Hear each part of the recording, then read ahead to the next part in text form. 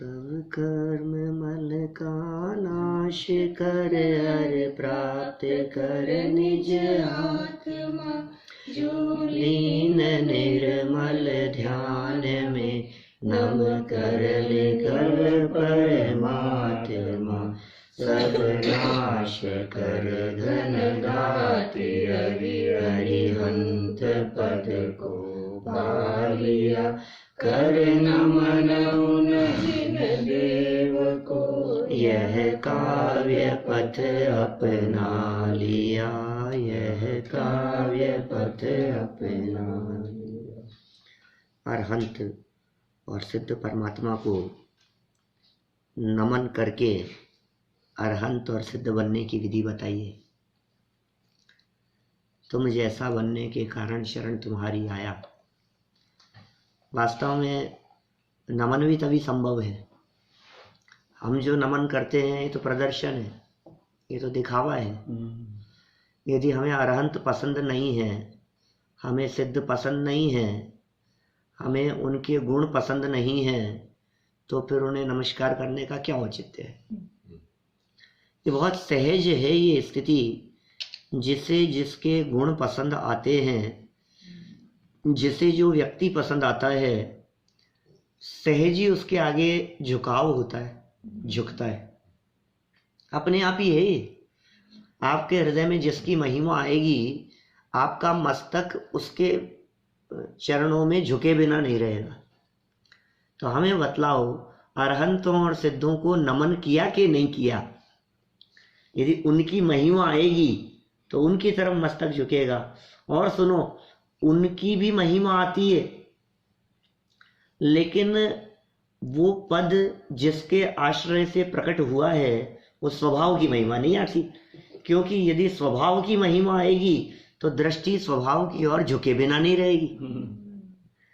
अरहंत सिद्ध की महिमा आती है तो मस्तक उनके आगे झुकता है, और जिसको स्वभाव की महिमा आती है उसकी दृष्टि स्वभाव की तरफ झुकती है। बहुत सुंदर गाथाएं हैं ये। समस्त गाथाओं में अध्यात्म भरा है। कोई गाथा ऐसी नहीं है जिस गाथा में जीव, आत्मा, परमात्मा, शुद्धात्मा ऐसे शब्दों का प्रयोग नहीं हो। 108 गाथाएं हैं योगसार में। कोई गाथा ऐसी बतलाओ जिस गाथा के अंदर जीव शब्द का प्रयोग नहीं हुआ या आत्मा शब्द का प्रयोग। मूल गाथा में 2 लाइनों में आपको सब जगह आत्मा मिलेगा, जीव या आत्मा की चर्चा मिलेगी। चलिए 53 तक कल हम चर्चा कर चुके थे। 54, 55, 56 इन 3 गाथाओं को हमने अंत में बोला था। पुनः यहीं से बोलते हुए आगे बढ़ेंगे। बहुत सुंदर मार्मिक चर्चा है। परतंत्रता मन इंद्रियों की जाए फिर क्या पूछना, रुक जाए राग देश तो उदित आत्म भावना। जीव पुद्गल भिन्न है और भिन्न सब व्यवहार है। यदि तजे पुद्गल रहे आत्म सहज ही भव पार है। ना जानते पहचानते निज आत्मा गहराई से, जिन वर कहे संसार सागर पार वे होते नहीं। बोलो, कितनी सुंदर बात यहाँ ये कह रहे हैं। मुझे तो कभी कभी आश्चर्य होता है, ये गाथाएं लोग पढ़ते नहीं है क्या? जिन्हें क्रिया कांड में, पूजन पाठ में, व्रत उपवास आदि में मुक्ति दिखती है, मुक्ति का मार्ग दिखता है, धर्म दिखता है, तो कितना स्पष्ट कह रहे हैं, कुछ नहीं, बस एक ही बात, निज आत्मा को जानो, निज आत्मा को पहचानो गहराई से। इसके अलावा दूसरा धर्म है ही नहीं। धर्म की शुरुआत भी यहीं से है, धर्म की पूर्णता भी यहीं है। जो व्यक्ति धर्म करना चाहते हो उन्हें आत्मा को जानना चाहिए, इसके अलावा दूसरा कोई मार्ग नहीं है। परतंत्रता यदि मन की और इंद्रियों की छूट जाए तो राग द्वेष भी टूट जाएंगे, और राग द्वेष टूटे तो मुक्ति की प्राप्ति हो गई। इतना सरल है मुक्ति मार्ग, इसे ही मुक्ति कहते हैं।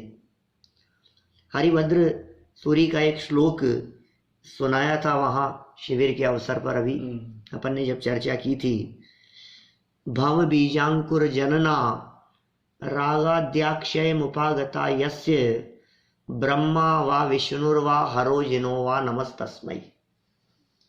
भव का जो बीज है, भव का जो कारण है, ऐसे रागादि को जिसने जीत लिया हो, रागादि से जो रहित हो गया हो, बस उसको आप ब्रह्मा कहो, विष्णु कहो, महेश कहो, कोई भी नाम दो, हमें कोई ऐतराज नहीं है। हरो जिनो वा नमस्तस्मै, हमारा मस्तक उनके आगे झुकता है। माने जैन दर्शन में राग द्वेष विहीन दशा पूज्य है। इसी संदर्भ में मुक्ति के कारण की चर्चा करते हुए, मुक्ति किससे होगी, हेमचंद्र सूरी न्याय शास्त्र के प्रकांड विद्वान हुए हैं। लगभग 1000 वर्ष पुराना काल है, 11वीं शताब्दी के विद्वान हैं, मुनि हैं, संत हैं, श्वेतांबर संत हैं। क्या कहते हैं वो हेमचंद्र सूरी? वो भी इसी तरह की बात कह रहे हैं, मुक्ति की प्राप्ति किससे होगी? तो वो कहते हैं, न श्वेतांबरत्वे न दिगंबरत्वे न तर्कवादे न च तत्ववादे न पक्षपाताश्रयेण मुक्ति कषाय मुक्ति किल मुक्ति। कषाय मुक्ति का नाम मुक्ति है। आप कहाँ उलझ रहे हो? न श्वेतांबरपन में मुक्ति है, न दिगंबरत्वे, न तर्कवाद से, लोग तर्कों में उलझे हैं, न तत्ववादे, और न पक्षपात के आश्रय से मुक्ति है। तो फिर मुक्ति किससे है? बोले कषाय मुक्ति। ये कषाय मुक्ति की बात कह रहे हैं यहाँ। रुक जाए राग द्वेष, यदि राग द्वेष आदि रुक गए तो फिर मुक्ति के लिए क्या? अरे मुक्ति हो गई। राग द्वेष के रुकने को ही मुक्ति कहते हैं, इसी का नाम मुक्ति है। तो उदित आत्म भावना, तो ये आत्म भावना कैसे उदित होगी ये बताओ। 54 में जो बात कही है, ये राग द्वेष रुक जाना, परतंत्रता इंद्रियों और मन की यदि रुक जाएं, चली जाएं, फिर क्या पूछना? कल हमने चर्चा, क्या पूछना मतलब फिर पूछने की जरूरत नहीं है किसी से, मुक्ति क्या है और मुक्ति का मार्ग क्या है, तो इसकी विधि क्या है, इसका रास्ता क्या है। तो फिर आगे 55 नंबर गाथा के अंदर कहा, जीव पुद्गल भिन्न है हर भिन्न सब व्यवहार है, यदि तजे पुद्गल गए आत्म सहज ही भव पार। जीव पुद्गल भिन्न है। क्या क्या भिन्न है? जीव भिन्न है, चेतन भगवान आत्मा, ये क्या है? भगवान आत्मा भिन्न है और पुद्गल भिन्न है। क्या क्या पुद्गल भिन्न है? बोलो। पुद्गलों की भिन्नता के संबंध में जब गहराई से विचार करो तो कहते हैं कितनी कितनी तरह की बातें इस पुद्गलों की भिन्नता के संदर्भ में सामने आएगी, आप कल्पना भी नहीं कर सकते हैं। ये शरीर, ये पुद्गल है, जीव और पुद्गल भिन्न है। कौन कौन से पुद्गल? पुद्गल माने ये शरीर, औदारिक शरीर ही नहीं, वैक्रियक शरीर भी, वैक्रियक ही नहीं, आहारक शरीर भी, और तेजस और कार्मान शरीर भी। जीव से भिन्न कहा है ना पुद्गल को। जब पुद्गल को भिन्न कह दिया गया तो अकेला यही शरीर भिन्न नहीं है, तेजस और कार्मान शरीर भी तो मुझसे भिन्न है। औदारिक शरीर, वैक्रियक शरीर और आहारक शरीर, ये तीन शरीर, जीव पुद्गल, ये तीनों शरीर क्या हैं? आहार वर्गणा से बने हैं। आहार वर्गणा है पुद्गल है। औदारिक, वैक्रियक, आहारक, ये तीनों शरीर किससे बने हैं? आहार वर्गणा से, और आहार वर्गणाएं पुद्गल है। और तेजस शरीर किससे बना है? तेजस वर्गणा से, वो पुद्गल है। और कार्मान शरीर किससे बना है? कार्मान वर्गणा से, वो पुद्गल है। तो ये पांचों शरीर, क्योंकि जीव और पुद्गल को भिन्न कहा गया और यहाँ पुद्गल ही पुद्गल व्याप्त होता हुआ दिखाई देता है, इससे सिद्ध होता है कि ये सब मुझसे भिन्न है। इसका मतलब कर्म वर्गणाएं भी मुझसे भिन्न हैं। कर्म भी मेरे नहीं है, जड़ है, वे अचेतन है, और ये ज्ञायक भगवान आत्मा चेतन है। मैं चेतन तत्व हूं और ये सब अचेतन तत्व हैं, दोनों की भिन्नता का भाव वासन होना चाहिए। इतना ही नहीं, जीव और पुद्गल की भिन्नता, गाथा में क्या कह रहे हैं, जीव पुद्गल भिन्न है। अरे फिर आगे बात कही, पहले तो जीव और पुद्गल की भिन्नता की बात करो। और पुद्गलों में क्या क्या ले सकते हैं, वो भी जड़ हैं, राग द्वेष के भाव भी जड़ हैं, लेकिन उससे पहले ये जो मैं बोल रहा हूं ना, ये भाषा भी तो पुद्गल है, ये भाषा वर्गणाएं हैं। मन में जो संकल्प विकल्प आदि उठते हैं वो मनोवर्गणा का काम है। मनोवर्गणा भी पुद्गल है, भाषा वर्गणा भी पुद्गल है। जीव और पुद्गलों की भिन्नता की बात कही, इनको अपने से पृथक जानो। जो मुझसे पृथक है मैं उसका कर्ता धर्ता भी नहीं हूं, वो मेरा भी नहीं है और मैं उसका कर्ता धर्ता भी नहीं हूं। यदि मैं और मेरापन मिटे और साथ में कर्ता भोक्तापन भी मिटे तो कितना निर्भर हो जाए। मैं जड़ का करता क्या काम, मैं जग का करता क्या काम। ये जग सारा जड़ है और इस जगत में रहता हुआ मैं क्या है, भगवान आत्मा, मैं चेतन हूं। तो जीव पुद्गल भिन्न है और भिन्न सब व्यवहार है। क्या कह रहे हैं, सब व्यवहार को भिन्न कह दिया गया है। कौन सा व्यवहार भिन्न है, अब एक एक व्यवहार को लगाओ। जितने संयोग हमारे को दिखाई देते हैं ये सारे के सारे संयोग अपने कहे जाते हैं कौन से व्यवहार से, उपचरित असद्भूत व्यवहार से। सब व्यवहार भिन्न कहे ना, एक शब्द कह दिया हमने, व्यवहार भिन्न, व्यवहार भिन्न। अब इस व्यवहार भिन्नता का चिंतन करो आप, तो व्यवहार को खोलना पड़ेगा थोड़ा सा। तो 4 प्रकार के व्यवहार हैं, एक एक व्यवहार से भिन्नत्व भाषित हो हमारे को। उपचरित असद्भूत व्यवहार नए से भिन्न, इसका मतलब घर बार महल मकान परिवार आदि से भिन्नता भाषित होनी चाहिए, ये व्यवहार भिन्न है। फिर कहा अनुपचरित असद्भूत व्यवहार नए, उससे भी भिन्न, व्यवहार से भिन्न है तो अनुपचरित असद्भूत से भी भिन्न होगा।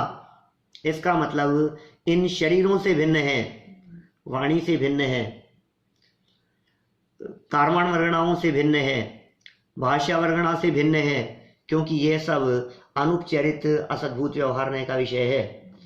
द्रव्य कर्म और शरीर, शरीर से संबंधित। अब मैं सुंदर हूं, मैं गोरा हूं, मैं काला हूं, मैं मोटा पतला हूं, मतलब भिन्न सब व्यवहार हैं। कितना स्पष्ट कह रहे हैं। हमें यदि ये व्यवहार भिन्न नजर आते हैं तो देह की अवस्थाओं में तादात्म्यपना कैसे हो सकता है। देह से भिन्न एक बार अनुभव करने का प्रयास तो करो, मैं कौन हूं। निरंतर देह देह देह दिखाई देती है, ये सारे व्यवहारों को भिन्न कह दिया। अभी तो असद्भूत व्यवहार की बात कही है, सद्भूत व्यवहार लगाओ। राग द्वेष के विकल्प भिन्न सब व्यवहार हैं। तो राग द्वेष काम क्रोध आदि के परिणाम ये भी तो उपचरित सद्भूत व्यवहार नहीं के विषय हैं। मैं तो उससे भी भिन्न हूं। और इतना ही नहीं, जब भिन्न सब व्यवहार कहा गया है तो फिर ज्ञान दर्शन चारित्र आदि का जो गुण भेद है मैं उससे भी भिन्न हूं। गुण भेद भी मेरा स्वरूप नहीं है, गुण भेद से जो पार है, गुण भेद से जो भिन्न है। आत्मा में ज्ञान, आत्मा में दर्शन, आत्मा में चारित्र, ये सब व्यवहार। 6ठी और 7वीं गाथा में कहा गया व्यवहार। प्रमत्त अप्रमत्त माने वो व्यवहार, आत्मा में ज्ञान दर्शन चारित्र वो माने वो भी व्यवहार। एक गुण भेद रूप व्यवहार, एक पर्याय भेद रूप व्यवहार। व्यवहार 3 प्रकार के, रंगाश्रित, रागाश्रित और भेदाश्रित। और इन तीनों प्रकार के व्यवहार नयों का निषेध करते हुए एक लाइन दे दी दादा ने अपने कीर्तन में। क्या कहा वहां, मैं रंग राग से भिन्न, भेद से भी मैं भिन्न निराला हूं। मैं कौन हूं, रंग से, राग से और भिन्न किससे, भेद से भी मैं भिन्न। ये 3 प्रकार के व्यवहार, रंगाश्रित व्यवहार, रागाश्रित व्यवहार और भेदाश्रित व्यवहार। रंगाश्रित व्यवहार में सारा असद्भूत व्यवहार शामिल हो गया। रागाश्रित व्यवहार में उपचरित सद्भूत व्यवहार, जितना विकार है वो सब रागाश्रित व्यवहार है। और भेदाश्रित व्यवहार, उसमें क्षयोपशम जनित पर्यायें भी आ गई और उसमें ज्ञान दर्शन चारित्र आदि के भेद भी आ गए और गुण भेद भी आ गए, प्रदेश भेद, पर्याय भेद, निर्मल पर्याय, सबसे जितना भेद खड़ा होगा ये भेदाश्रित व्यवहार है, ये भिन्न सब व्यवहार है। कितने सुंदर लाइन है। माने तो गुनगुनाते रहो तो चिंतन करते रहो, क्या क्या बातें इसमें शामिल कर सकते हैं हम। क्या कहा? जीव पुद्गल भिन्न है और भिन्न सब व्यवहार है, यदि तजे पुद्गल गए आत्म सहज ही भव पार। ये सारी भिन्नता तो जान ली, लेकिन ये सारी भिन्नता जानने के बाद में फिर हमारे को वो उपवास तो करना पड़ेगा ना, फिर थोड़ा तपश्चरण करना पड़ेगा, व्रत उपवास आदि करने पड़ेंगे, नियमों का पालन करना पड़ेगा, महाव्रत अंगीकार करने पड़ेंगे, क्योंकि तप के बिना कैसे निर्जरा होगी? तप सा निर्जरा चे, तप से निर्जरा होती है, तप से मुक्ति होती है, तप से भव पार होता है। तपस्या के बिना कैसे काम चलेगा? कठोर आचरण और तपस्या की बात, इसको ऐसे लगता है अकेला भिन्न भिन्न जानने से क्या हो जाएगा। तो करना तो पड़ेगा ना कि तू कौन से धोखे में है, यहाँ क्या कह रहे हैं सुन, सहज ही भव पार है। ये सहज शब्द इतना मार्मिक शब्द दे दिया है जिसमें सारा वजन उतार दिया है। सहज है मुक्ति का मार्ग, अत्यंत सहज है, सहज ही भव पार है। सहज माने कुछ नहीं करना है, सहज माने कोई वजन नहीं है, सहज माने कोई विकल्प नहीं है, सारा माथे पर से वजन उतार दिए, सहज हो जाएगा। जैसे किसी काम के संबंध में हमारे को बहुत ज़्यादा विकल्प उठते हों, हमें ऐसा लगता हो ऐसा करें ऐसा करें ऐसा करें, क्या क्या करना पड़ेगा, अरे भाई बहुत बहुत वजन है हमारे माथे पे। अभी समझ लो शिविर का ही आयोजन समझ लो आप, तो शिविर संबंधी हमारे दिमाग में कितने विकल्प उठते हैं। तो किसी व्यक्ति को ज़्यादा विकल्प उठ रहे हो तो दूसरा कहता है यार तू चिंता मत कर, सब सहज हो जाएगा। जैसे ही सहज, ये सहजता कब आती है? जब वजन उतरता है। मुझे मालूम ही नहीं था इतना इजी गोइंग काम है। मैं तो बहुत कठिन समझ रहा था, कितना वजन था मेरे दिमाग में, सारा वजन उतार दिया। क्या कह दिया यहाँ? सहज ही भव पार है, सारे व्यवहारों से भिन्न बतला दिया गया। 4 प्रकार के व्यवहार कहे गए हैं और चारों प्रकार के व्यवहार से भिन्न और समस्त पुद्गल से भिन्न यदि अपने आत्म तत्व का अवलंबन लेवे तो फिर मुक्ति की प्राप्ति के लिए तुझे किसी भी प्रकार का कठोर आचरण करने की जरूरत नहीं है, सहज ही मुक्ति की प्राप्ति हो जाएगी। तो चारों गतियों में जिन जिन प्रकार के शरीरों को आज तक अनादिकाल से धारण करता रहा है, सर्व शरीरों से भिन्न एक ज्ञायक तत्व का अनुभव करने का प्रयास करो। 55 हो गई। क्या कहा 55 नंबर गाथा में? जीव पुद्गल भिन्न है अरे भिन्न सब व्यवहार है, यदि तजे पुद्गल गए आत्म सहज ही भव पार है। देखा आपने कह तो दिया, लेकिन फिर भी कुछ तो करना ही पड़ेगा ना, कि सुन ये कुछ करने के चक्कर में तो आत्मा को नहीं जान रहा है और सारे प्रपंचों में उलझा हुआ है। 56 में क्या कह रहे हैं? हमने कहा ना कि सहज ही भव पार है, तो इसको लगता है इतना कैसे सहज हो जाएगा, इतना इजी कैसे हो सकता है। मैं तो इतना कर रहा हूँ, इतना मेहनत कर रहा हूँ, उपवास कर रहा हूँ, इतने शास्त्रों का अध्ययन कर रहा हूँ, पढ़ रहा हूँ, पढ़ा रहा हूँ, मेहनत कर रहा हूँ, त्याग कर रहा हूँ, ये छोड़ दिया, इसका त्याग कर दिया, मैंने कितना हाइजीनिक होने की हम कोशिश कर रहे हैं, ये नहीं छू जाए, इसका नहीं हो जाए, कितना कोशिश कर रहे हैं हम, कितने प्रकार से व्रत रात्रि भोजन का त्याग कर दिया, जमी गंध का त्याग कर दिया, रात को पानी पीने का त्याग कर दिया, इतना मेहनत और परिश्रम करते हुए भी मुझे नहीं हो रहा है और तुम कह रहे हो कि सहज हो जाएगा। यार गजब बात कह रहे हो तुम। मैं तो 40 साल हो गए मर के पच गया, मेरे मार्ग शुरू नहीं हो रहा है और तुम कह रहे हो सहज है। ये बात कैसे गले उतरे? ये बात गले नहीं उतरती है। आप किसी त्यागी तपस्वी को ये बात कह दो ना कि मोक्ष की प्राप्ति सहज है, तो कहेगी मैं मरे जा रहा हूं, मेरे को नहीं हो रहा है, तुम कह रहे हो सहज है, मरे जा रहे हो इसीलिए तो नहीं। हाँ, तो ये जो मरे जा रहे कष्ट दिखता है ना तुम्हारे जीवन में, ये कष्ट का नाम मोक्ष मार्ग नहीं है, सहजता का नाम मोक्ष मार्ग है। ये मुक्ति का मार्ग कठिन नहीं है, ये जटिल नहीं है, सबसे सरल है निज पद पाना, अपने पद की प्राप्ति सबसे सरल है। तो क्यों नहीं हो रहा है? इसलिए नहीं हो रहा है कि तुमने करने योग्य काम तो नहीं किया और बाकी सारे कामों में उलझे हुए हो, इसलिए नहीं हुआ।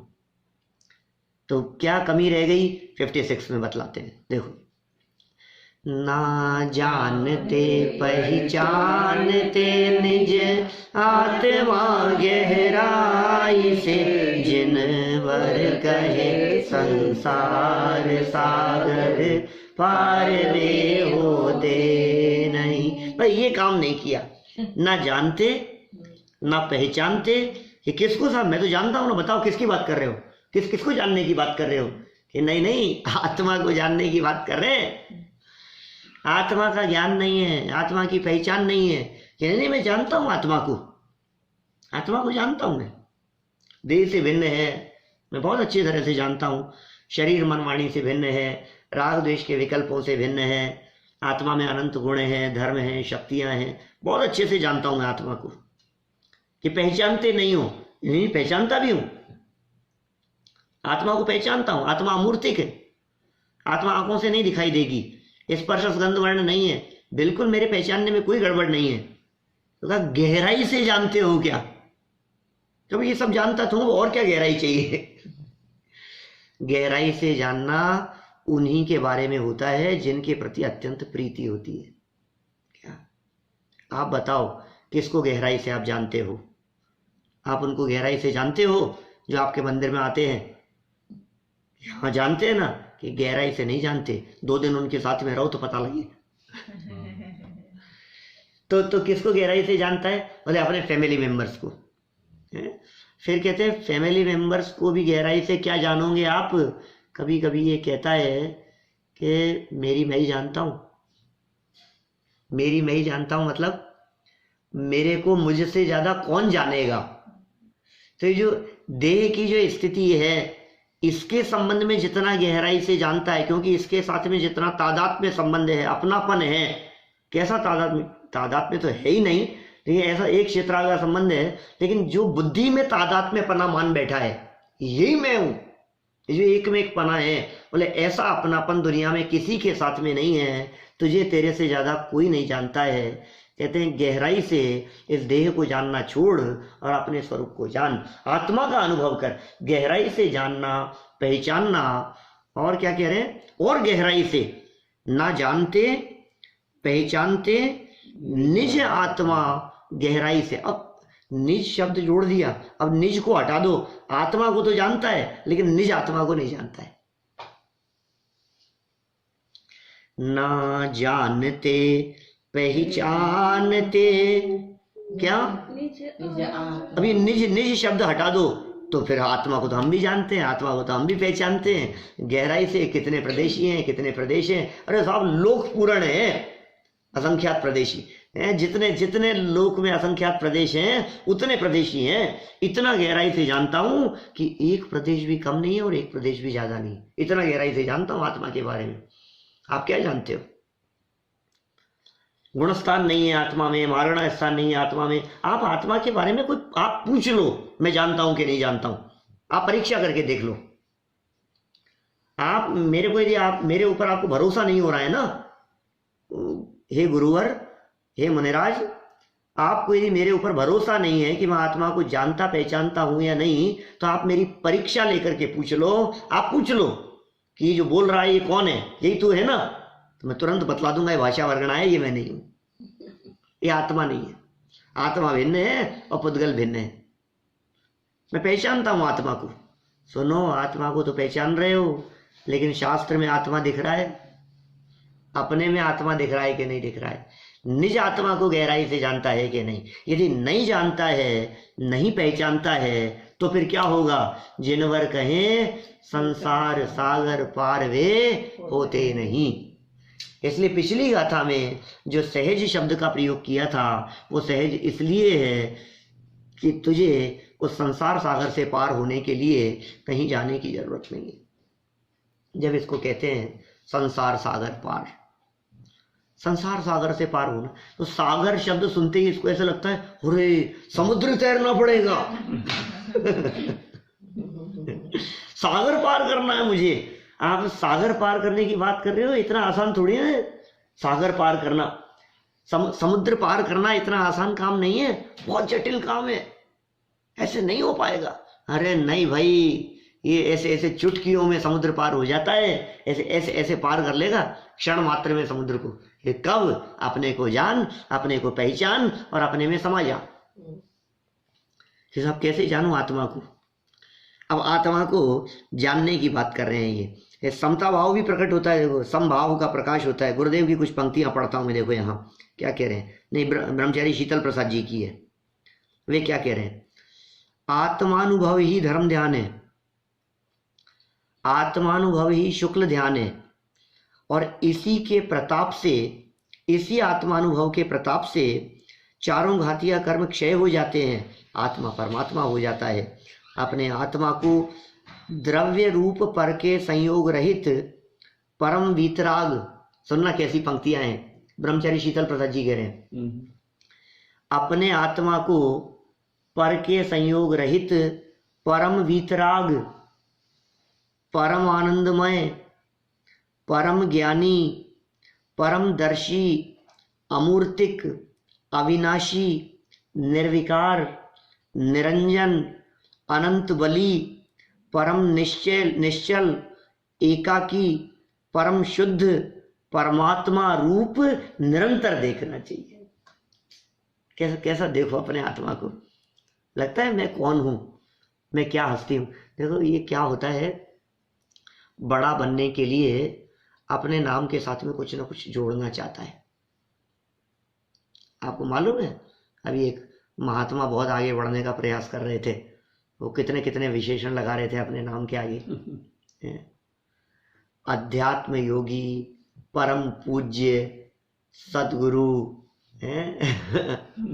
योगी राज, और फिर ऐसे लगता है कुछ जैसे जैसे जितना बड़ा नाम होगा ना, जैसे नाम के आगे लगा लिया शास्त्री, न्याय तीर्थ, आगे भी लगा लो डॉक्टर, फिर ये MA PhD, ये कितने कितने पीछे पूछे कितने भी लगा लो इनको। ये समझता है जैसे जैसे जितने बढ़ते जाएंगे ना, क्या उतना मैं बड़ा होता जाऊंगा, उतना महान होता जाऊंगा। सुन भाई, उनमें तेरी कुछ महानता नहीं है। ये देख कितने विशेषण तेरे साथ में लगाए हैं यहाँ, तेरा स्वरूप तो देख। द्रव्य दृष्टि से भगवान आत्मा को इस तरह से देखना चाहिए। अभी एक एक विशेषण की यदि हम गहराई से चर्चा करें, देखो बहुत धीरे धीरे बोलता हूँ, भाव भाषण करने का प्रयास करना इन सब शब्दों में। इनकी गहराई में यदि अपन जाएंगे ना, एक एक शब्द की गहराई में, तो फिर आगे नहीं बढ़ पाएंगे। क्या कह रहे हैं? परम वीतराग, अनंत परमात्मा कि नहीं, तू परम वीतराग। वो वीतरागी है, ये सारा जगत कहता है। मैं भगवान के वीतरागपन की चर्चा नहीं कर रहा हूं, मैं वीतरागी हूं, वर्तमान में वीतरागी हूं। आप जानते हैं वीतरागता किसे कहते हैं? राग द्वेष से रहितपना वीतरागता कहलाता है। आपने आज तक यही सुना होगा।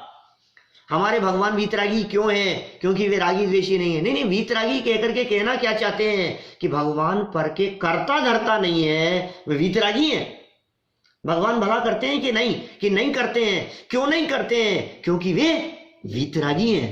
तो सुन, अब अपनी बात बता, तू पर का कर्ता धरता है या नहीं? कि मैं भी नहीं हूं, तो तू परम वीतरागी है। ये परम वीतराग, परम आनंदमय अपना स्वरूप, परम ज्ञानी, ज्ञान गुण अंदर में भरा हुआ है। तू ही परम ज्ञानी है, तेरा ज्ञान कहीं बाहर से आने वाला नहीं है। परम दर्शी, अमूर्तिक, अविनाशी, निर्विकार, विकार रहित, निरंजन, कालिमा से रहित, अनंत बली, परम निश्चल, निश्चलता, परम निश्चल, चलायमान जो नहीं हुए, एकाकी, परम शुद्ध परमात्मा रूप निरंतर अपने आत्मा को देखना चाहिए। कब देखें? सदा काल देखो आप अपने ज्ञायक भगवान आत्मा को। ये ज्ञायक भगवान आत्मा कैसा है, मेरा क्या स्वरूप है। कि साहब समझ में नहीं आया फिर भी, कि बात तो इतनी सीधी सादी है, इतना सरल है, ये रास्ता तो इतना सरल है। सहज ही भव पार हो, गाथा की ना पिछली गाथा में ये कह दिया, और यहां भी ये कह दिया, निज आत्मा को जानते पहचानते गहराई से, बस हो गया पार। कितना सरल बता रहे हो आप। मोक्ष मार्ग कितना सरल है, मोक्ष की प्राप्ति करना इतना सरल है कि हाँ, इतना ही सरल है कि मुझे क्यों नहीं हुआ आज तक कि तूने आत्मा को नहीं पहचाना। कि अब आत्मा को पहचानूंगा। कि सुन, आत्मा को कैसे पहचानना है उसे आगामी गाथा में बहुत सरल शब्दों के अंदर बतलाते हैं। आत्मा को कैसे पहचाने, 9 विशेषण दिए हैं। जगत के बहुमूल्य 9 पदार्थों से इस ज्ञायक भगवान आत्मा की तुलना करते हुए, विशिष्ट प्रकार से उपमा देते हुए बहुत सुंदर और मार्मिक चित्रण किया है। देखिए, गहराई से पढ़ते हैं हम यहाँ 57 नंबर गाथा। रतन दीपक सूर्य घी दधि दूध पत्थर अर दहन, स्वर्ण रूपा स्फटिक मणि सब, जानिए निज आत्मन। निज आत्मन कैसे जानो उस आत्मा को? रतन दीपक सूर्य घी दधि दूध पत्थर अर दहन, स्वर्ण रूपा स्फटिक मणि से, जानिए निज आत्मन। कितने प्रकार से जानना है इस आत्मा को? रत्न, फिर दीपक, रत्न और आत्मा, इनकी तुलना कर। जैसे रत्न है वैसा आत्मा है, जैसा दीपक में विशेषताएं हैं उस तरह की विशेषता आत्मा में है। फिर दिनकर, क्या? सूर्य, रयण दीव दिणयर दहियु दुद्धु घीव पहाणु। कैसे कैसे शब्द दिए हैं? रत्न, दीपक, फिर सूर्य, फिर घी, दधी और दूध, इन तीनों को एक साथ लिया। 9 बातें कहना चाहते हैं, गिनना एक एक। सबसे पहले रत्न, फिर दीपक, फिर सूर्य, फिर घी, दधी और दूध। दूध, दही और घी 4 हो गए। फिर पत्थर 5, फिर उसके बाद में दहन, अग्नि। दहन मतलब अग्नि, दहन है ना, अर्धदहन ऊपर। फिर स्वर्ण, गोल्ड। फिर रूपा, रूपा माने होता है चांदी, रूप। और फिर स्फटिक मणि। तो इस तरह से 9 हो गई, 9 हो गए ना। अब देखो, अब एक एक की तुलना। तो साहब ये रत्न से आत्मा को जाने कि हाँ हाँ आत्मा भी एक रत्न है। जिस तरह से जगत में दिखाई देने वाला रत्न प्रकाशमय है, प्रकाशमान होता है, उसी तरह से रत्न स्वयं अपने प्रकाश से चमकता है। रत्न को प्रकाशित करने के लिए किसी बाहरी दूसरे प्रकाश की जरूरत नहीं होती। रत्न स्वयं प्रकाशमान है। उसी तरह से ये ज्ञायक भगवान आत्मा अपने ज्ञान प्रकाश में स्वयं चमकता है। किसी बाह्य प्रकाश की जरूरत नहीं है। जिस तरह से रत्न की चमक नित्य है, उसी तरह से ये ज्ञायक आत्मा की चमक भी नित्य है।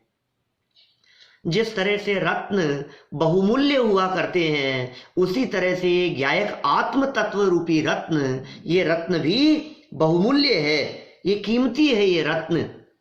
जिस तरह से रत्नों की परख जौहरी को हुआ करती है, उसी तरह से इस चैतन्य रत्न की परख भी सम्यक दृष्टि जौहरी को ही होती है।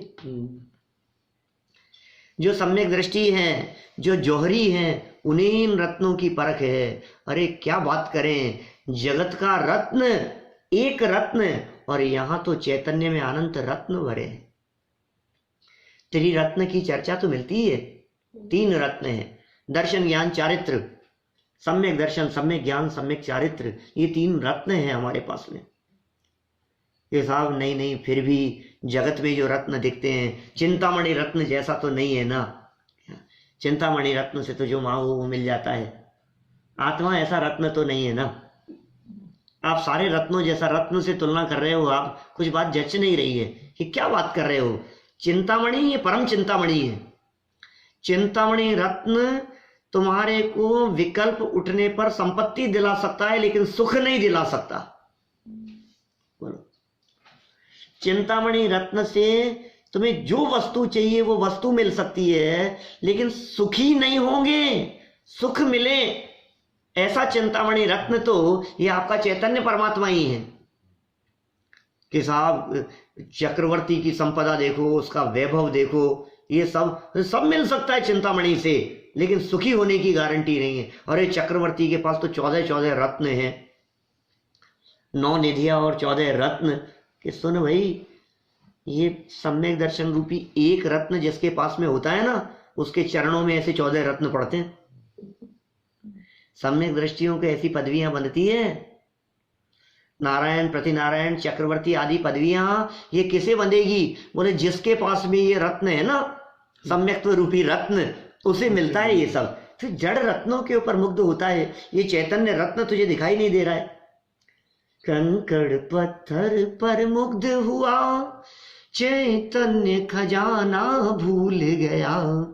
चेतन को मिला जब नर्तन, तो फिर होश में आना भूल गया। जड़ रत्नों के ऊपर मुग्ध हो रहा है। ये अचेतन रत्न, रत्न जड़ है और ये चेतन रत्न ये बहुमूल्य है। ये चेतन रत्न से जड़ रत्नों की कोई तुलना नहीं हो सकती है। फिर भी यहाँ आत्म तत्व को रत्न कह करके पुकारा गया है। रत्न, रत्न से तुलना हुई। फिर दीपक, दीपक के समान। दीपक जिस तरह से स्व और पर को प्रकाश करने वाला है, उसी तरह से ये ज्ञान स्वरूप आत्मा भी स्व और पर का प्रकाश करने वाला है। स्व पर प्रकाशी है। जिस तरह से दीपक अन्य पदार्थों को प्रकाशित करने के साथ साथ स्वयं को भी प्रकाशित करता है। अन्य वस्तुओं को देखने में दीपक जिस तरह से निमित्त बनता है, स्वयं दीपक को देखने के लिए किसी दूसरे दीपक की जरूरत नहीं है। ठीक उसी प्रकार ये ज्ञान स्वरूपी आत्म तत्व भी उस दीपक के समान है। माने जगत के समस्त पर पदार्थों को और संयोगों को यह प्रकाशित करता है। सारे जगत के पदार्थ और संयोग प्रकाशित होते हैं। इतना ही नहीं, अपने ज्ञायक आत्म तत्व को जानने के लिए भी ये ज्ञान स्वरूपी आत्म तत्व दीपक के समान है। स्वयं स्वयं को भी जानता है और पर पदार्थों को भी ये ज्ञायक भगवान आत्मा जानता है। जिस तरह से दीपक पर पदार्थों को प्रकाशित करता हुआ पर रूप नहीं हो जाता, उसी तरह से ये ज्ञायक भगवान आत्मा जगत के पदार्थों को जानता हुआ भी, प्रकाशित करता हुआ भी पर रूप नहीं हो जाता।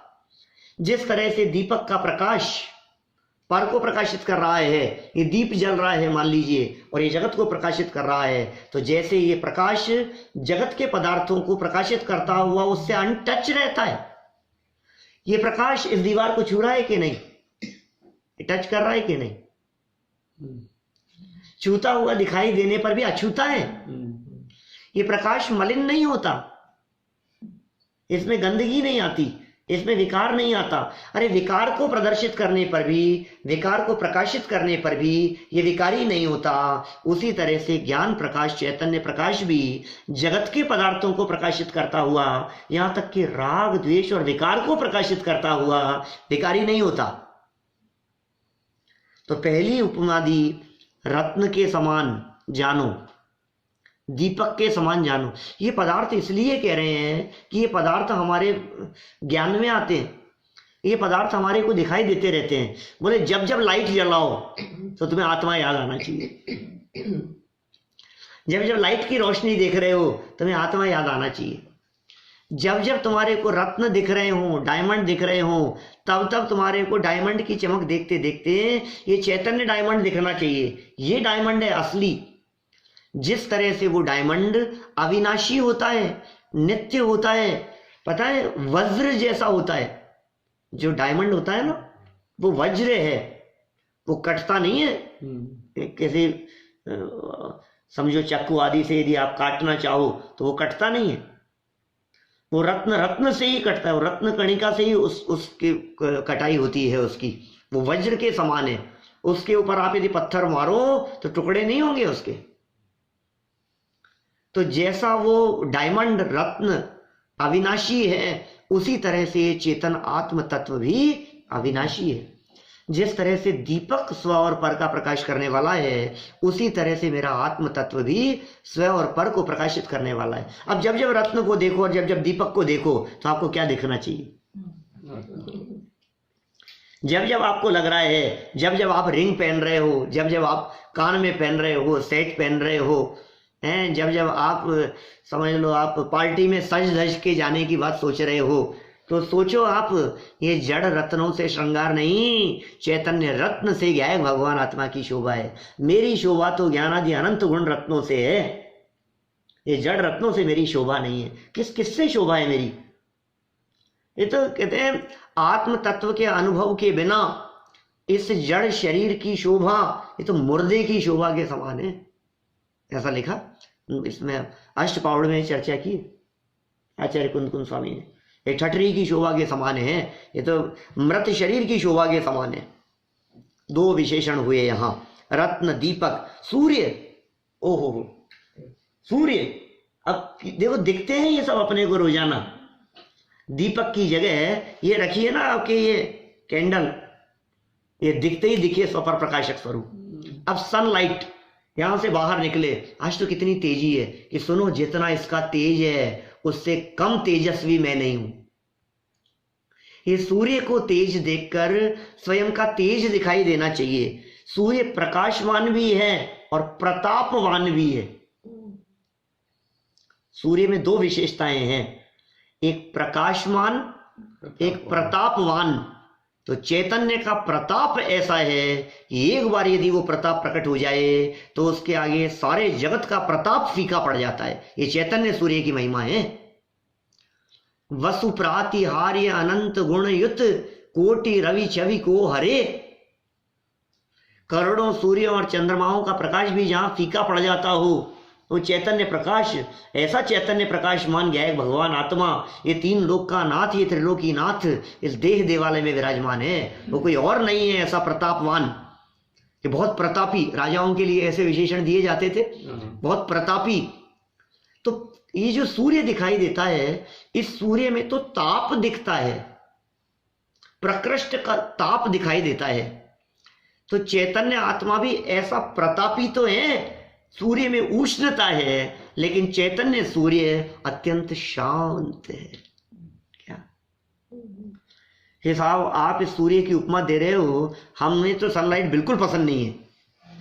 हम तो थोड़ी देर के लिए धूप में खड़े हो जाते हैं, हम तो परेशान हो जाते हैं कि सुन उसका प्रकाशमान, प्रकाशित करने रूप लक्षण, जिस तरह से सूर्य जगत के समस्त पदार्थों को एक साथ प्रकाशित करता है, उसी तरह से तेरा ये चैतन्य सूर्य लोकालोक के समस्त पदार्थों को युगपत एक साथ प्रकाशित करे।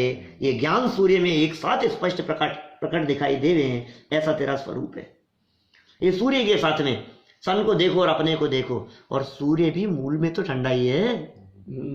क्या उसकी किरणें भली गर्म दिखाई देवे, लेकिन गर्म किरणों से, किरणें गर्म होते हुए भी वे सूर्य की शीतलता में फर्क नहीं पड़ता। इसी तरह से अब देखना कि साहब आप कह रहे हो कि चैतन्य सूर्य में अपार शांति है, लेकिन हमें तो ये राग द्वेष की किरणें दिखती है ना, ये तो बड़ी आकुलतामय और ताप से युक्त दिखती है। कि सुन, ये राग द्वेष की किरणें निकलने के बावजूद भी ये चैतन्य सूर्य अंदर में तो अत्यंत शीतल और शांत ही है। बाहर में आकुलता, ये आकुलता की तपन होते हुए भी यदि टच करके देखेगा उस आत्म सूर्य को तो वो शीतल नजर आएगा। आकुलता की तपन के काल में भी चैतन्य सूर्य शीतल है। जैसे ये जड़ सूर्य जिसके उद्योत नाम कर्म प्रकृति का उदय, आतप नाम कर्म प्रकृति का उदय, उद्योत चंद्र बिंब में, सूर्य बिंब में कौन सी कर्म प्रकृति का उदय? आतप।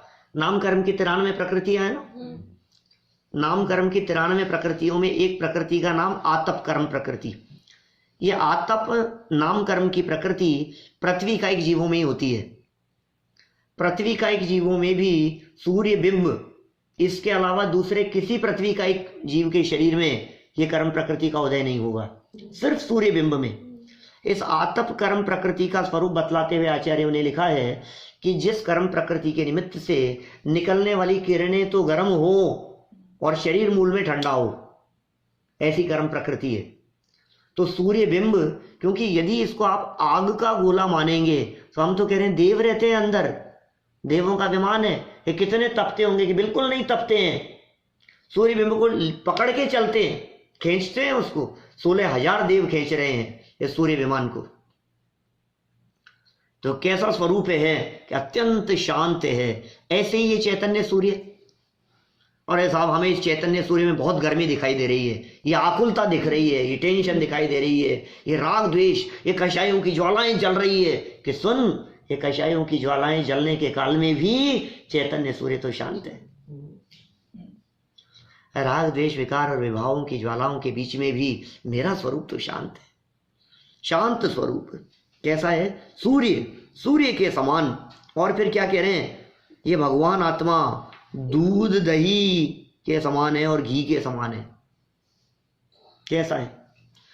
रतन दीपक सूर्य घी दधी दूध पत्थर अर दहन स्वर्ण रूपा स्फटिक मणि संग जानिए निज आत्मन।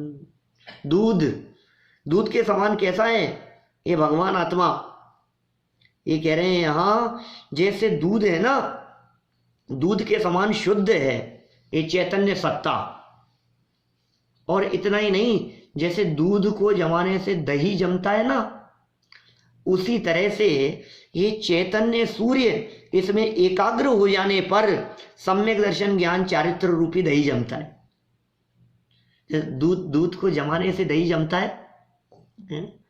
ऐसे ही चैतन्य जो तत्व है, आत्म तत्व है, उसमें एकाग्र करो, माने जमो। जब दूध को जमाने की बात करते हैं ना, दूध को जमने से दही बना, ऐसे ही अपने उपयोग को ये चैतन्य तत्व में जमाओ। जब उपयोग चैतन्य तत्व में जमता है तो सब दूध जमता है तो दही बनता है। तो उपयोग चैतन्य में जमेगा तो क्या बनेगा? तो ये कह रहे हैं सम्यक दर्शन ज्ञान चारित्र रूपी दही प्रकट होता है। और फिर दही को मथने पर मक्खन निकलता है और घी बनता है। कि उसी तरह से ये आत्म तत्व, इसमें विशेष रूप से एकाग्र हो जाने पर, माने मंथन करने पर केवल ज्ञान रूपी मक्खन निकलता है और मुक्ति रूपी घी तैयार होता है। ये वचन है, देखो यहाँ क्या क्या गजब बातें हैं। एक से एक रहस्य निकालते हैं। दर्शन ज्ञान चारित्र के साथ में उस आत्म तत्व की तुलना करके बात की है। दूध दही और घी, अब दूध दही घी तो दिखते हैं रोजाना किचन में। अभी अभी थाली पर जाकर के बैठेंगे और दूध दही घी हमारे को दिखाई देगा। तो जैसे घी है उसी तरह से दूध दही घी के समान ये दर्शन ज्ञान चारित्र स्वरूप आत्मा हमारे को दिखाई देवे। पत्थर, साहब ये आत्मा पत्थर है, पत्थर जैसा बतला रहे हो। जगत के एक एक जड़ पदार्थ को लिया और उन एक एक पदार्थ में दिखाई देने वाली एक एक विशेषता, और इस भगवान आत्मा में वो सारी विशेषताएं हैं। अब पत्थर दिख रहा है हमारे को, कैसा दिख रहा है? पत्थर जड़ है, जड़पना नहीं देखना, पत्थर की दृढ़ता देखना। पत्थर की दृढ़ता है, पत्थर पे लिखी हुई चीज अमिट है। ऐसे ही भगवान आत्मा भी दृढ़ है, अपने स्वरूप की दृढ़ता की बात कही है। और यदि पत्थर चिकना हो ना तो एक कण भी उसका खिरता नहीं है। गुरुदेव क्या कहते हैं, देखो गुरुदेव के वचन पढ़ रहा हूं मैं। जैसे एक कण भी न खिरे ऐसा चिकना पत्थर होता है, वैसे भगवान आत्मा असंख्यात प्रदेशी है, एक प्रदेश भी न खिरे, ऐसा ही भगवान आत्मा है। अनंत गुणों का अखंड पिंड है, उसमें से एक भी प्रदेश या एक भी गुण खिरता नहीं है। अर्थात ज्ञानादि गुणों में से एक भी गुण में कमी नहीं आती है। ऐसा पत्थर, पत्थर के ऊपर कोई चीज लिख दी गई, अमिट हो गया। आत्मा के ऊपर कोई चीज छप गई, अमिट हो गई। कब? अब ये पत्थर के ऊपर लिख करके जैसे बातें अमिट हो जाती है ना, पाषाण के ऊपर उकेर दिया जाता है, खोद दिया जाता है, शिलालेख लिख दिए जाते हैं। हजारों वर्षों पहले के शिलालेख आज भी हमारे को यूं के त्यों मिल रहे हैं। सुनो, तुम्हें भी अपनी आत्मा के ऊपर खुदाई करनी है। आत्मा को पत्थर के समान कहा है, इसके ऊपर खुदाई करनी है। किस चीज की खुदाई करें इसके ऊपर? बोलो कि मैं आत्मा हूं, मैं परमात्मा हूं, मैं शुद्ध आत्म तत्व हूं, मैं त्रिकाली ध्रुव कारण परमात्मा हूं, ये इस चीज की खुदाई करो। ये ऊपर ऊपर नहीं, ये शब्द सुनकर के ऊपर ऊपर नहीं तैरने चाहिए, ये चिंतन की गहराइयों में उतरकर इतनी गहराई से आत्म तत्व के ऊपर छप जाने चाहिए। कैसे छपते हैं, कहां छपते हैं? बोले धारणा ज्ञान में। धारणा ये छपाई है। धारणा ज्ञान में कोई भी विषय खुद जाता है, उकेर दिया जाता है। जितनी गहरी धारणा होती है उतने समय तक वो सब्जेक्ट कायम रहता है। आपको कोई बात याद आ रही है, हमने कही वो कि याद आ रही है, ये नहीं मेरे को तो ध्यान नहीं आ रही। क्यों नहीं ध्यान आ रही है? वो विषय आपकी धारणा तक नहीं गया। बहुत लोगों को चिंता होती है कि साहब अभी काम नहीं हुआ, अभी जीवन पूरा हो गया तो क्या हो गया। सुनो, ये आत्म तत्व की चर्चाएं धारणा ज्ञान तक चली जाएं, इतना गहराई से छप जाए हमारे ऊपर, सोते उठते बैठते हमारे कोई भगवान आत्मा के गुण धर्म शक्तियां दिखाई देवे। बोले क्या होगा उससे, लाभ क्या मिलेगा? ये जीवन पूरा भी हो गया ना, तो ये आत्म तत्व के ऊपर धारणा ज्ञान में खुदा हुआ ये स्मृति का विषय बन जाएगा। पर भाव में भी आत्म तत्व का अनुभव करने में सहयोगी बन जाएगा। पिछले भाव का स्मरण आ जाता है नारकियों को। असंख्यात नारकी जीव नरक में ऐसे बैठे हुए हैं जिन्होंने पिछले जन्म की बात याद आई, वो खुदी हुई बात, और सम्यक दर्शन हो गया, रत्नत्रय प्रकट हो गया उन नारकी जीवों को। त्रियंज गति के जीवों को स्वयंभू रमण समुद्र में कौन संबोधन करने के लिए जाता होगा? असंख्यात त्रियंज गति के जीव सम्यक दृष्टि बैठे, ये खुद जाए पत्थरों के समान, है ना। देखो आप आगे बढ़े। स्वर्ण, रत्न, दीपक, सूर्य, घी, दधि, दूध, पत्थर और दहन। अपनी जो गाथा अपन पद्यानुवाद पढ़ रहे हैं उसके हिसाब से दहन की चर्चा आती है, अग्नि की बात आती है, लेकिन मूल गाथा के हिसाब से शुद्ध स्वर्ण की बात है। कुछ भी बात कर लो, स्वर्ण से तुलना करके देख लो, स्वर्ण कैसा है? गोल्ड। कल चर्चा की थी अपन ने, कल आई थी ना एक लाइन, छेड़ाला की लाइन बोली थी एक, क्या था? कादे में हेम अमल है। कादे में रहता हुआ भी हेम मतलब स्वर्ण अमल रहता है। कितनी देर तक कादे में रहे कि उसमें कादा प्रवेश कर जाए? रंच मात्र भी नहीं करता। सुन, ये हेम है, ये आत्म तत्व, निर्मल तत्व है ये। अरे नहीं साहब क्या बात कर रहे हो, मैं तो बहुत मलिन हूँ, मैं तो बहुत रागी द्वेषी हूँ, मेरे में तो बहुत विकार है, आपको पता नहीं है मेरे कैसा खराब जीवन था, आपको पता नहीं है पंडित जी, मैं बता नहीं सकता हूँ। कि सुन, भूल जा, कुछ नहीं है, पवित्र ही है वो, उसको धोने के लिए कुछ जरूरत नहीं है। अच्छा, उस मैल को धोने के लिए क्या करना पड़ेगा बोलो? आत्मा के ऊपर जो राग द्वेष विकार मिथ्यात्वादी का मैल चढ़ गया था, अनादि काल से जो चढ़ा हुआ था, उसे धोने के लिए क्या करें? वो मैं नहीं हूं, धुला हुआ ही है।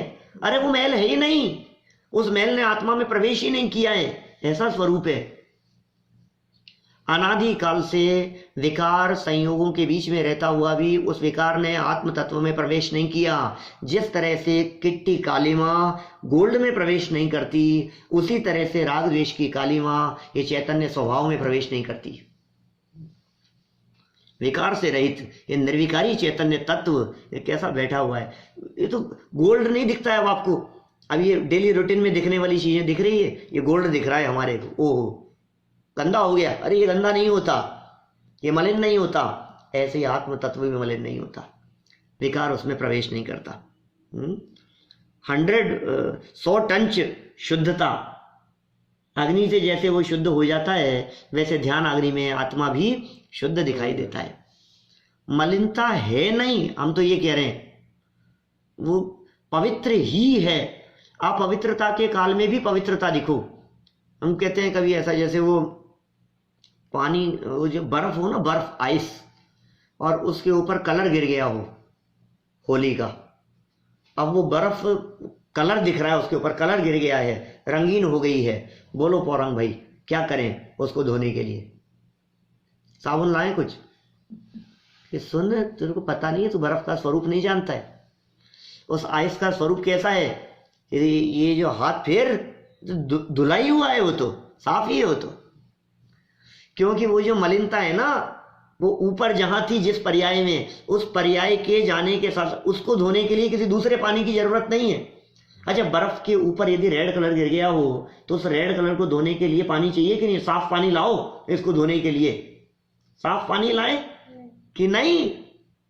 वो बर्फ जिस तरह से स्वयं ही अपने परिणमन स्वरूप से अपने उस कलर को स्वयं ही धो देती है, उसी तरह से आत्मा में उत्पन्न होने वाले राग को अपने परिणमन स्वरूप से आत्म तत्व स्वयं ही धो देता है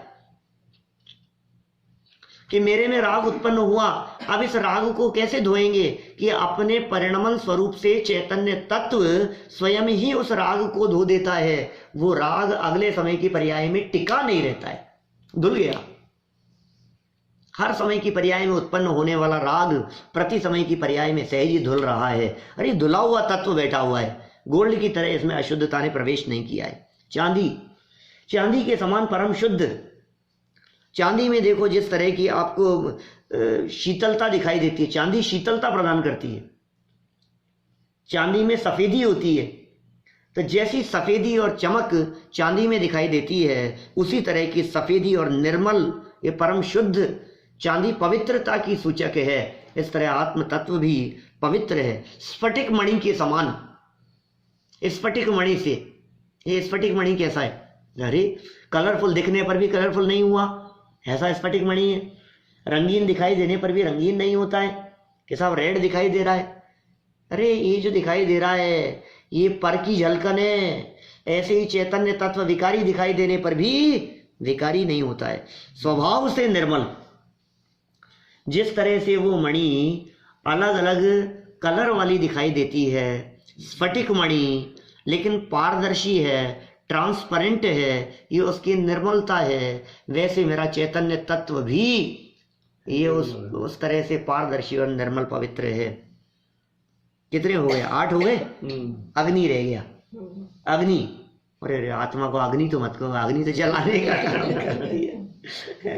आत्मा को आप अग्नि कहोगे तो कैसे चलेगा? ये किसको जला रही है? कि नहीं, अग्नि में 3 गुण होते हैं। अग्नि में 3 गुण हैं, दाहक, पाचक और प्रकाशक। 3 गुण हैं अग्नि में। पाचक भी है, दाहक भी है और प्रकाशक भी है। 3 तरह के गुण। ऐसे ही भगवान आत्मा में ये श्रद्धा, ज्ञान और चारित्र, ये तीनों गुण अग्नि के उन 3 विशेषताओं के जैसे हैं। पाचक माने पचा देने वाली। ये जो भोजन पचता है ना, ये कैसे पचता है? जठराग्नि से। अग्नि है, पचा देती है वो। ऐसे ही अग्नि जल रही है तो प्रकाशक भी है, वो प्रकाशित भी कर रही है। इसी तरह से वो अग्नि दाहक भी है, जला भी देती है। ये 3 गुण हो गए। इसी तरह से भगवान आत्मा का पहला गुण पाचक, उस पाचक नाम के गुण से वो श्रद्धा नाम का गुण है कि मैं क्या है, भगवान आत्मा हूं। इस बात को यदि आप पचा जाओ, ऐसी सामर्थ्य, ऐसी श्रद्धा नाम की सामर्थ्य ये तुम्हारे में मौजूद है। ये श्रद्धा है मेरे में कि सुनो, यदि तुम इसे पचा गए, ये पचाने का कार्य तुमने किया, तो इतना ही नहीं, फिर स्व और पर गुणों के पर्यायों को जानना, ये ज्ञान गुण का कार्य है, ये प्रकाशक है। आत्मा में एक पाचक नाम का गुण है, एक प्रकाशक नाम का गुण है। पाचक गुण श्रद्धा, अग्नि की पाचकता के समान चैतन्य में एक श्रद्धा नाम का गुण है। अग्नि के प्रकाशकपन के समान आत्मा में एक ज्ञान नाम का गुण है जो प्रकाशित करने का काम करता है। और अग्नि में दाहक नाम का गुण जो जला देने का गुण है। उसी तरह से चैतन्य तत्व में एक चारित्र नाम का गुण है, जो चारित्र नाम का गुण राग द्वेष की मलिनता को अपने वीतराग परिणति के माध्यम से जला देता है, जलाकर भस्म कर देता है। ऐसा चारित्र नाम का गुण है। ये कैसी विशेषताएं हैं? तो 9 विशेषताएं। देखो पंक्तियां वापस पढ़ते हैं अपन, क्या क्या बातें कही है। रतन दीपक सूर्य घी दधी दूध पत्थर अर दहन स्वर्ण रूपा स्फटिक मणि से जानिए निज आत्मन। अब ये पदार्थ आपको जगत में जहां भी दिखाई देवे, जब जब दिखाई देवे, कि तुरंत आपको आत्मा दिखना चाहिए। बोलो, कि हमने इसको देखा और उनकी याद आ गई, इसको देखा और वो याद आ गया कि ये कैसे हो रहा है। इसी तरह से ये दिखने पर तुम्हें आत्मा दिखना चाहिए। बहुत सुंदर संक्षेप में 4-6 पंक्तियां यहाँ लिखी हुई मैं पढ़ रहा हूँ, देखिए आप, बहुत सुंदर बातें हैं, ये भारली जी की लिखी हुई बातें हैं। यह भगवान आत्मा रत्नों के समान बहुमूल्य, दीपक के समान स्वपर प्रकाशक, सूर्य के समान प्रकाश और प्रतापवंत, गोरस के समान सरस एवं मिष्ट, दूध दही घी, गोरस के समान सरस एवं पौष्टिक, पत्थर के समान दृढ़ और अमिट, स्वर्ण के समान अग्नि में न जलने वाला, पानी में न गलने वाला और जंग नहीं लगने वाला, विकार से अलिप्त, चांदी के समान परम शुद्ध, शुभ्र और निर्मल, स्फटिक मणि के समान पारदर्शी और अग्नि के समान पाचक, प्रकाशक और दाहक है। एक एक विशेषता एक एक पदार्थ में दिखाई देती है। उन पदार्थों में तो एक एक विशेषता थी और ये सारी विशेषताएं अकेले चैतन्य भगवान आत्मा में है। मैं कैसा तत्व हूँ, गायक तत्व, हमें यदि अपनी महिमा आए तो काम हो जाए, लेकिन कैसी स्थिति है। मोह की महिमा देखो क्या तेरे मन में समाई, तुझे अपनी ही महिमा ने आई, तुझे अपनी ही महिमा ने आई।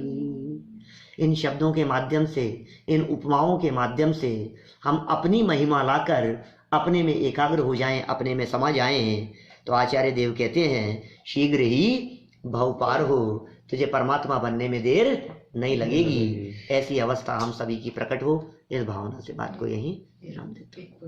इसमें दर्पण आ सकते हैं।